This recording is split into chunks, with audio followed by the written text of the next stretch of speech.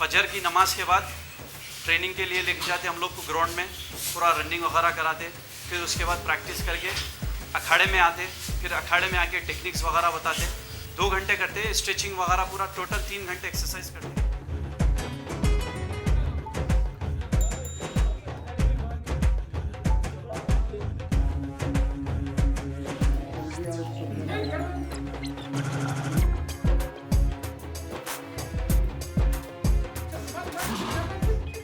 बारकस जो 200 साल पहले निज़ाम जो यमन से पूरे अरब लोग को जो बुलाए थे कि अच्छी एक फ़ौज मंगाए थे, पहलवानी चलते चलते अल्हम्दुलिल्लाह आज यहाँ तक आई। उसमें से ही हम लोग ट्रेनिंग करके हम लोग उसमें से एक रेसलर बन के निकले। यहाँ पर हर एक के ब्लड में पहलवानी है।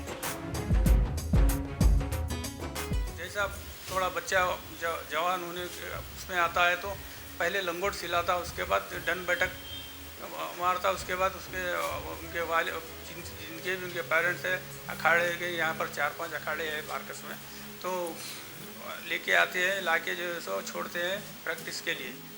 यहाँ के हज़ारों लड़के जो है सो कुश्ती हिंद केसरी में और आंध्रा केसरी वगैरह उसमें जो है सो जीत के मेडल्स वगैरह लाए।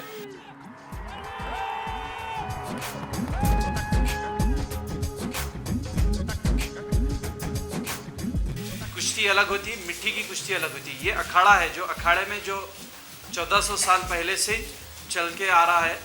यहाँ हम लोग को डर ख़त्म करने के लिए हम लोग को ट्रेनिंग देते हैं कि दिल में कभी कोई चीज़ का डर नहीं रहना सिवाय अल्लाह के।